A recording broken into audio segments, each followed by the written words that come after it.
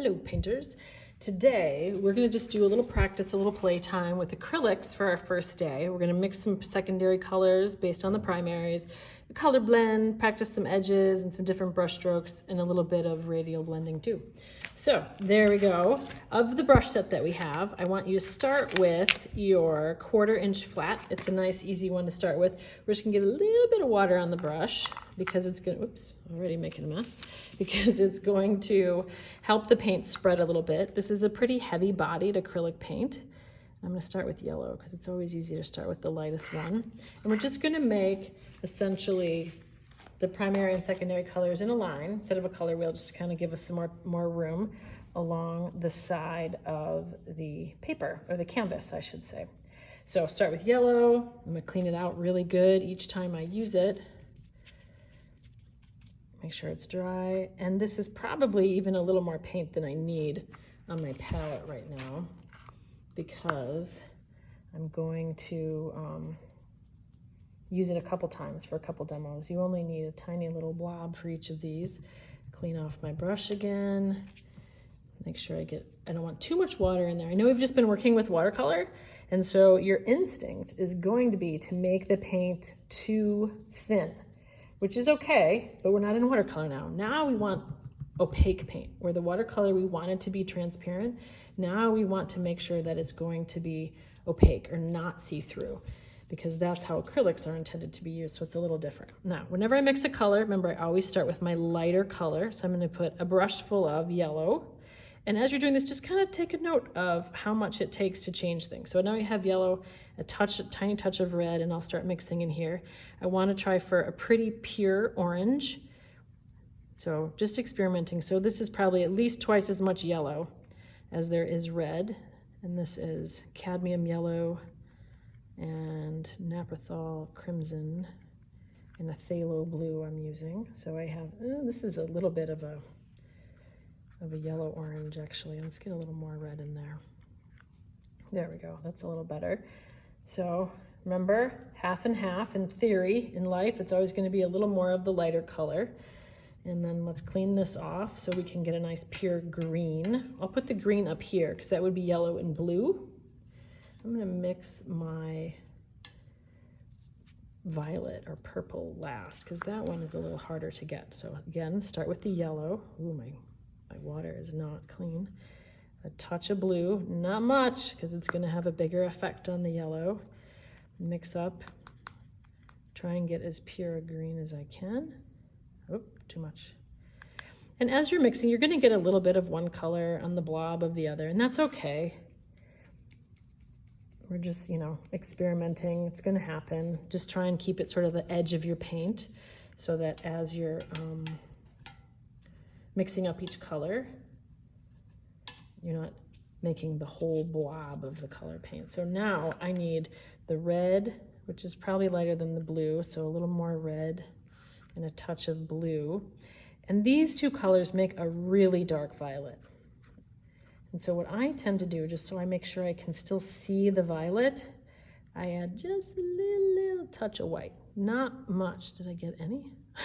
Because I don't want a lavender. I don't want it to be too light, but I want to be able to see the color. So not too bad. And then I get my violet. It's a little bit on the red side.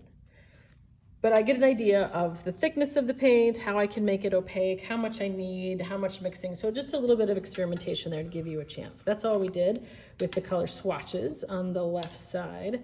Next thing I want to do is practice a color blend, because we're going to be doing a lot of blending with our first pieces.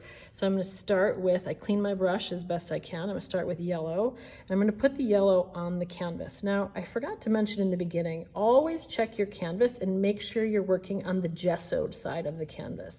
If you work on the wrong side of the canvas, it's going to soak up your paint really quickly. You'll be able to feel the difference in how it's taken way more paint than you need to. Gesso is kind of like a thick paint that's going to coat the canvas so that it has a nice surface for you to paint on. So I'm cleaning my brush out really well again. And now I'm going to make a red-yellow color blend. Get some orange in the middle. So I'm going to start with some red down here. Let's get a little more than that. And kind of build this up So I have these two separate areas, and now I need to blend them. I don't want to go this way because I'm going to end up making it all one color. To keep that gradual blend, I go and work back and forth a little bit, not too much back and forth that I end up, and you can see how that yellow is getting affected much more quickly. So I might just kind of clean this off, get a little more yellow on my brush, and bring that in here. And stay with the, kind of like the seam, go along your seam as you're blending so that you get a nice smooth blend. The next thing I want you to practice and kind of play with, and this again, just kind of fun, maybe I'll use yellow and blue this time, is I'm going to start with, see, I did not clean my brush. So we're going to use yellow and red again. Trying to be quick, trying to make it so this video doesn't take too long, and should have cleaned my brush. Always clean the brush, always clean the brush. Yes, yes, yes, there we go. All right, so here's my center. And now I'm going to come in with the red around the outside. I'm thinking there's a highlight over here. I'm thinking of this as a sphere, but I'm not going to worry so much about my edges yet.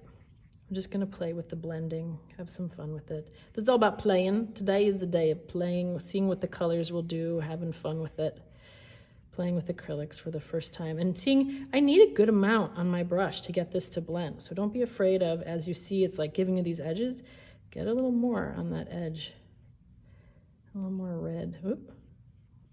There we go. Make it a little bigger ball. Sure. Get some red on there. Now, if I go in here, because that red's pretty powerful, it's going to close up that yellow right away. So I'm going to clean my brush again. And just like I worked back and forth across here, I'm going to start in this yellow. I don't want too much water in my brush, just a touch, not much at all. There we go. So it's yellowy, it's clean, and now I can kind of move this part out and blend this into this. And I'm using directional line on purpose. I want this to go in. Now, again, I'm getting a little bit of an edge, so maybe I even come in with some yellow. Ooh, how about that? And just sort of play. Get used to it. Doesn't have to be perfect, but kind of play like, what happens if I do this? What happens if I add a little more of this color? What happens if I go back around here? Can I make it a smooth sphere? What can happen? I don't even know. Just keep playing. That's the goal. Wow. Sorry about that. There we go. All right. So there we go. Played with that. I played with that. And the last thing, a little bit of experimentation today. How much water or how little water do you need to get a clean edge? See how it does that when you don't have enough water that it wants to spread? Or what if you have too much paint? Then you get these like blobbiness. Can you blend it out? What if you have a little more water on there, on your brush? So you get a nice, it'll spread in that, and then not enough. So what if we come in at the side? So just play with the brush, get an idea of what it's gonna do, kind of experiment. What if you dry brush? Dry brush in acrylic is just sort of this like, this look where you can see the edge. What if you use the edge of your brush? Play with your edges. What if I do some hatching? What if I put more water in my brush so it's still opaque, but I can get that clean edge? What if I press harder or lighter? Ooh, what about that? So play. The last part of your assignment is to play. Practice colors, a blend, a radial blend, and playtime with your brush strokes. Et voilà, c'est tout.